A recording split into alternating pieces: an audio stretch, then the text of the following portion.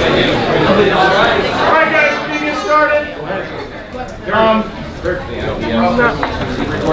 This is awesome. It's absolutely wonderful to see all of you here supporting our little program here. We're going to throw out a couple things. First of all, we're looking for student presenters. If you have an idea that you'd like to present on, or maybe a group of you, come see one of the adults that you see in here, and we'll get you hooked up. Obviously, our goal isn't to just have teachers and staff to do all of this, but to get you involved. I think that creates a lot of excitement with the kids. Secondly, we have a website. WHSIDEA.info is where you can see video archives of past presentations and maybe some other pertinent information. So we encourage you to go to WHSIDEA.info if you're curious. Should be real easy to remember, because if you want info about WHS IDEA, you go to WHSIDEA.info. He's such a good teacher. So what we want to do is say thank you for coming to our presentation if you were here last time, and we'd love to hand the baton over for our third iteration of WHS IDEA. Yeah, we extend our gratitude to those of you that came to see us last time, but without further ado, on the history, or the origin and science of fire, Mr. Gulewich.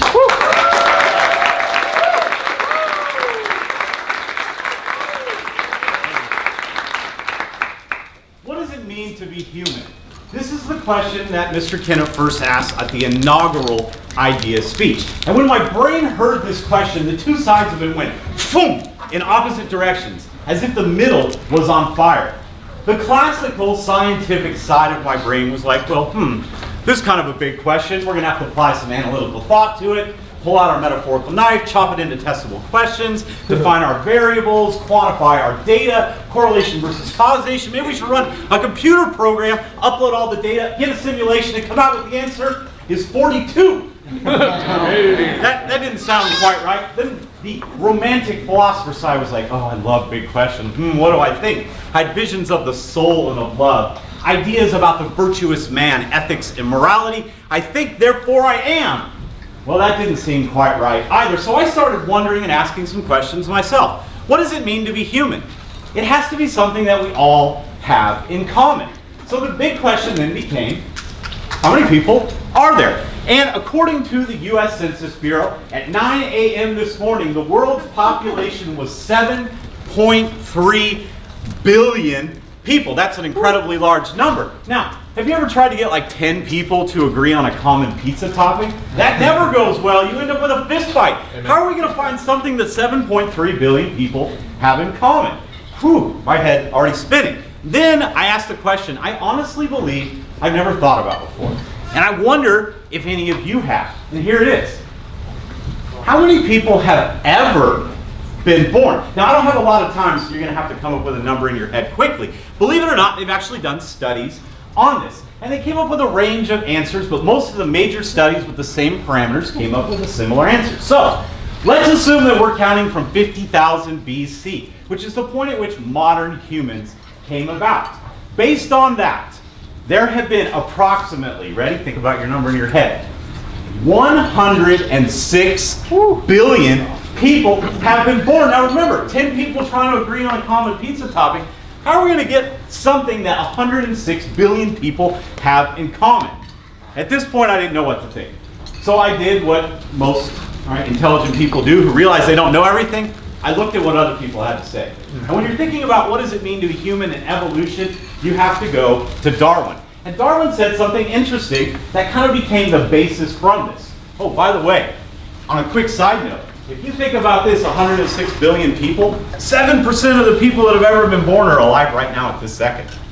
That's pretty wild too. We're talking about 50,000 plus years.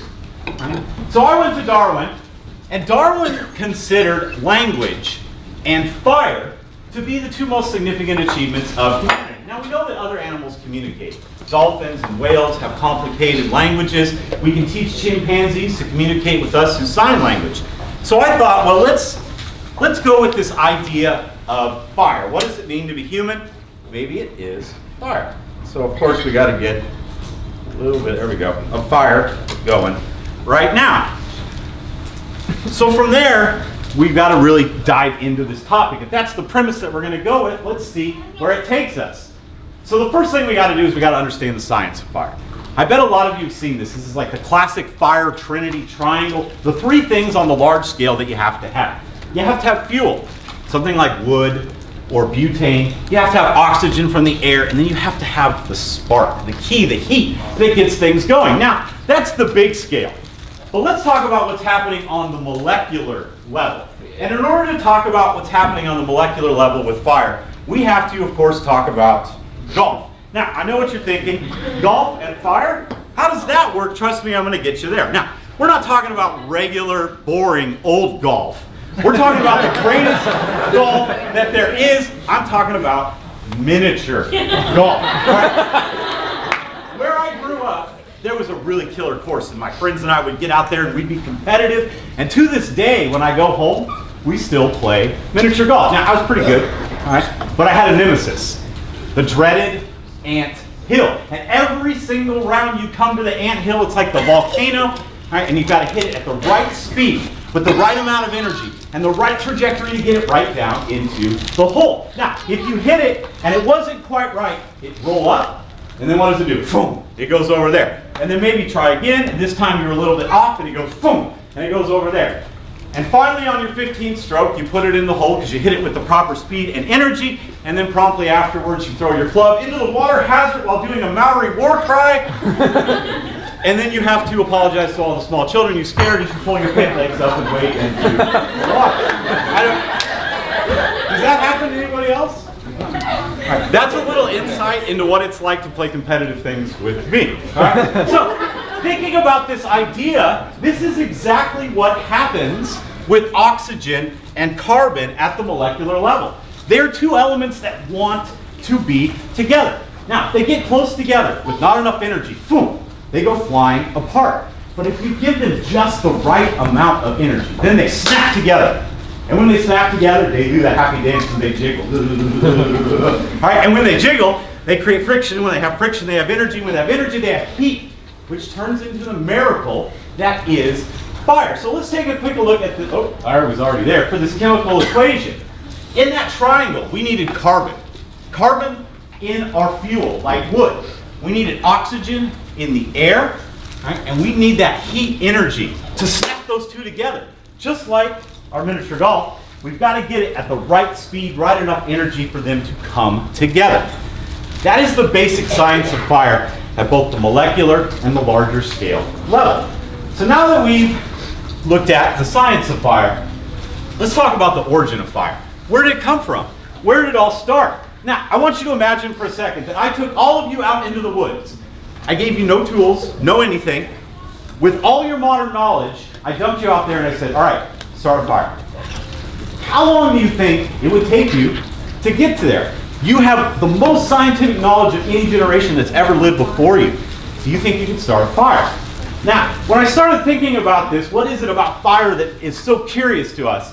I had to go to one of my favorite authors, Ray Bradbury, who wrote a book called Fahrenheit 451, which is the temperature at which paper burns. Bradbury said, what is it about fire that's so lovely? No matter what age we are, what draws us to it? It's perpetual motion, the thing man wanted to invent but never did. And I like that last part. Right? How could we invent something that was already there? But what we can do is we can discover more about it. We can learn more about it. We can come up with a better idea, and then we harness it to our own purposes.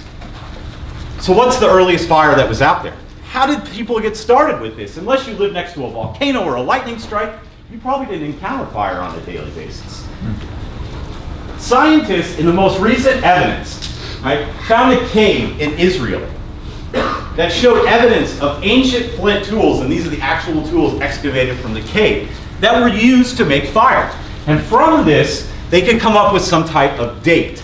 Believe it or not, our ancient descendants were using fire 1 million years ago. That's way prior to the 100 billion people that we currently have. Right? The practice, however, did not come regular. It took 650,000 years for us to get to a point where we could regularly manipulate and control fire. Right? And we know this because in the cave, They found flint tools, these ones right over here, that were dated to 350,000 years ago, that showed evidence that they were part of a fire. Now, how long do you think it would take you smashing rocks together before you found two that would actually start a spark? And then to harness that spark and turn it into a flame. Now, in the modern times, we have like flint strikers, okay? And you can use a piece of carbon steel and you can easily get a spark off of that. Oh, there we go. There's an unintended little accident right there. I don't know how that's going to work in my demo later, but you can see, oh, all right.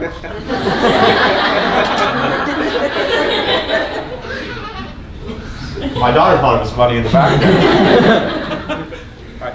Well, hopefully that's the only thing that goes wrong. Everybody all right? All right, good. So let's keep rolling on. Now, Harvard biologist does research on this specific topic. And he believes that fire is needed to fuel the organ that dictates all of humanity. Our language, our culture, and that organ is our brain. Now, when the human body is at rest, it devotes about 1/5 of its energy to the brain. So in order for us to go through this evolution where our brain started to grow with higher cognitive ability, we needed more energy. We needed more calories in order to do that. Now, when it comes to evolution, right, it's not just about calories. I'll put that out. All right, thank you, sir. Here we go. There we go. I didn't anticipate that happening, but what are you going to do? It's not just the calories that matter, but it's how efficient they are. When they get in your body, can you transform them into energy? So he goes on to say that not only do we get more energy because we've established fire and we cook our food, but the fire kills poisons and bacteria and parasites in your food. Okay? Cooking the food allows human beings to process the calories in a more efficient way. It brought us out of the trees. It allowed us to sleep on the ground because we felt safe and warm, which helped lead to our bipedalism. Here's the big one. Okay? It brought people together at one place at one time. It helped this couple bonding that we have and this need for human society. And so a lot of our culture is birthed out of our establishment of fire as a tool. There are lots of really cool ways to start fire. I accidentally started one just right there. So I don't know if I can keep going through that. But here are a few that I really like. Now, being a geologist, I got to mention this one. This is a rock called calcium carbide. When you put water on it, a chemical reaction occurs that produces acetylene gas, which is really flammable. Old school miners used to have this in their helmet to create a flame so that they could see. I also love the sun. You should thank it for everything.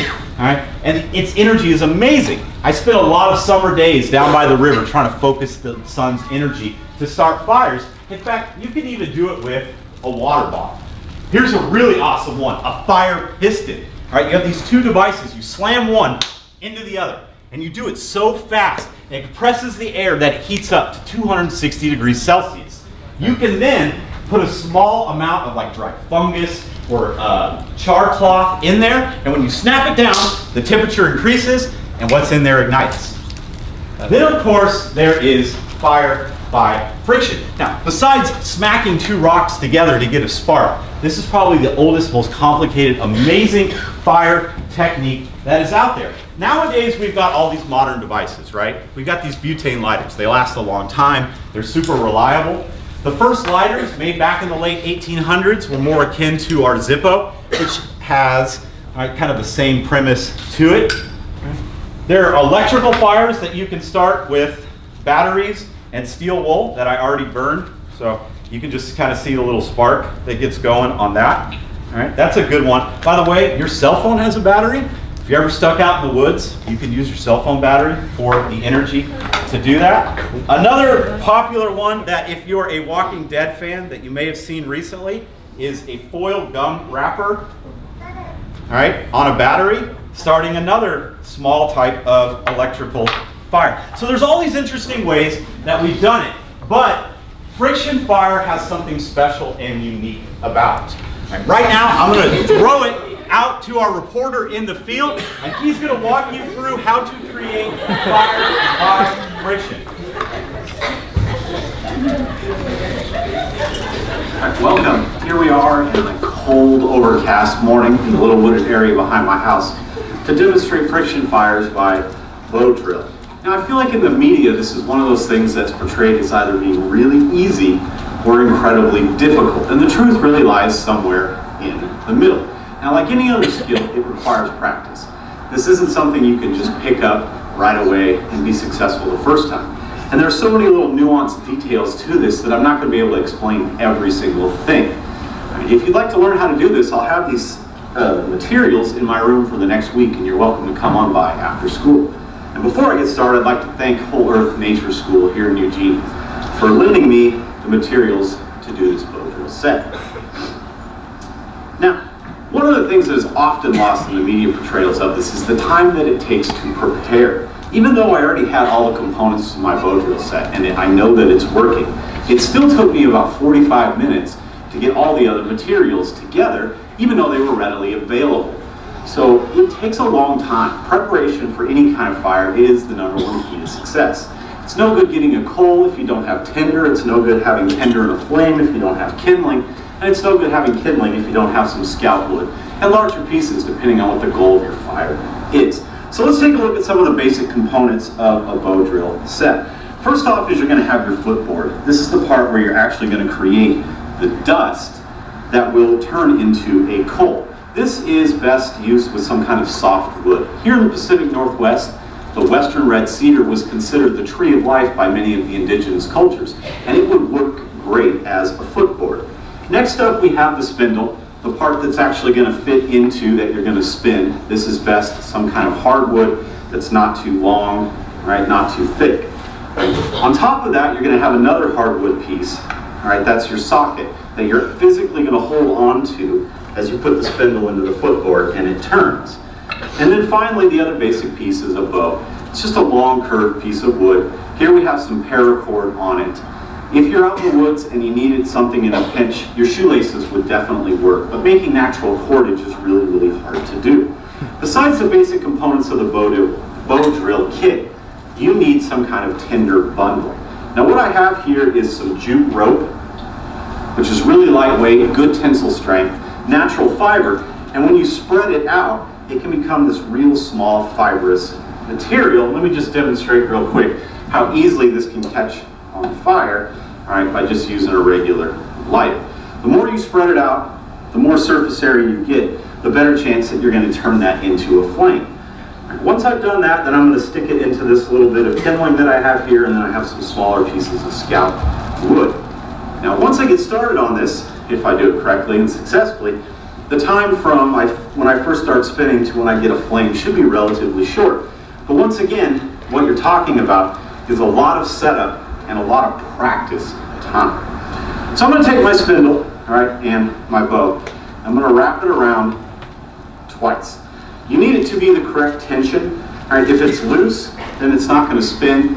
If it's too tight, you're also going to have some issues. And here's the little bit more complicated part.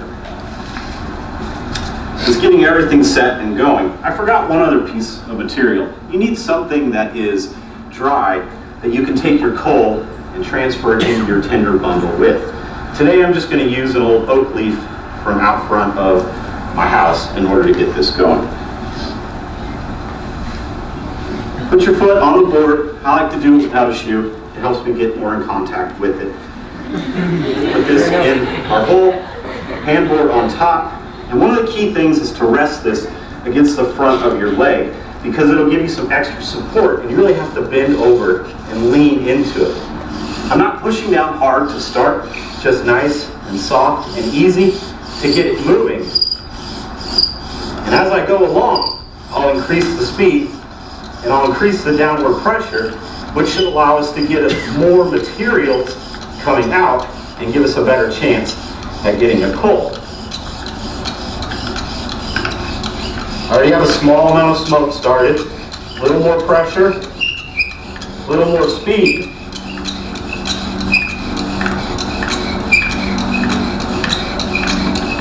More smoke coming.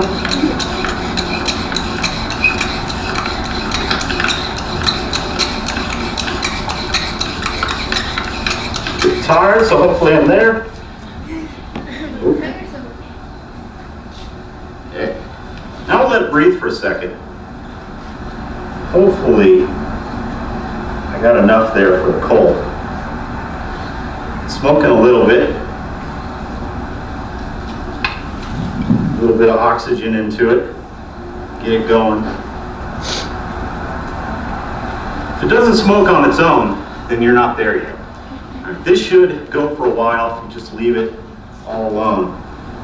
Add some of those little extra dust fibers to it. I see a little bit of red, so I'm going to go ahead and transfer it over gently to my tinder.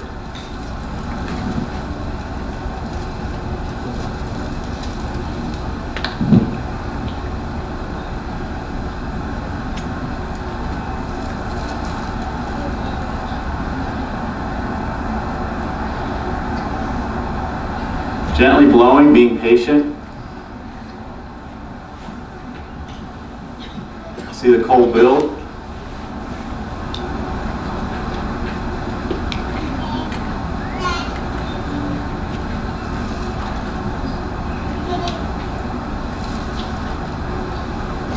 And there we go. We have flame.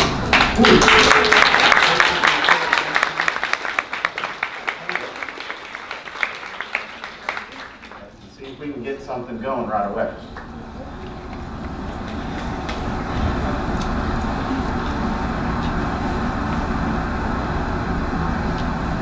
Start to hear some crackles of some little bits of wood here in a second.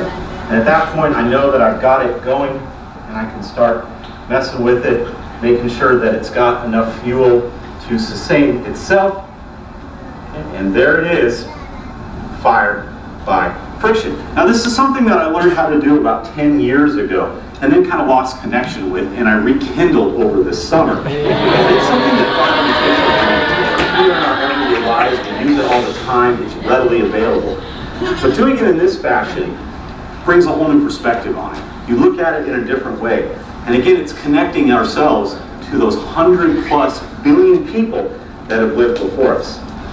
I can feel that heat energy right now. Well, I think I'm going to run off and get some marshmallows. I'm going to send it back to you in the lecture hall, Cody. Thank you very much.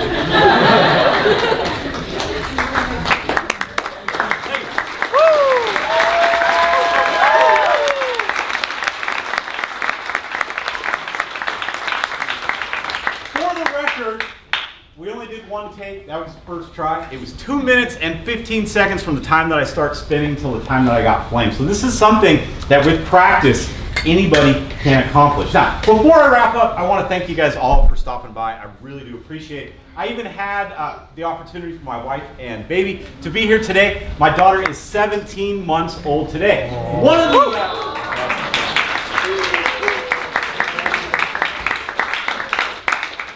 coolest things about being a dad is getting to relive everything through their eyes. Everything she experiences is new, and she has this wonder and excitement and a joy in the way that she approaches things. And I look forward to spending lots of time around fire, developing our relationship and culture. This is very important to me. Now, fire has led to changes in our evolution. And since that time, billions of people have used fire as a tool. Now, when we approach the world with the wonder of a child, you never know when you look at something old in a new way that could lead to the greatest discovery of humanity, that could change evolution again and move us into a new plane and perception of the world around us. The next time that you are standing next to a fire, I want you to stop for a second. And I want you to feel that heat energy coming off of it and realize that every single human being that came before you felt that same energy, that same fire. Fire is something that has aided in creating us. It's fed us, it's kept us warm. It is one thing that unites us all. What does it mean to be human? I have an idea. It's fire. Thank you very much.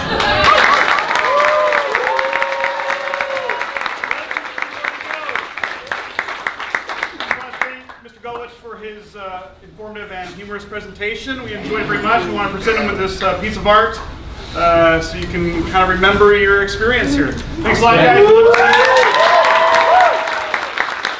Stop by next week or so if you want to check this out after school. I'd love to show you how to do it. Thank you very much.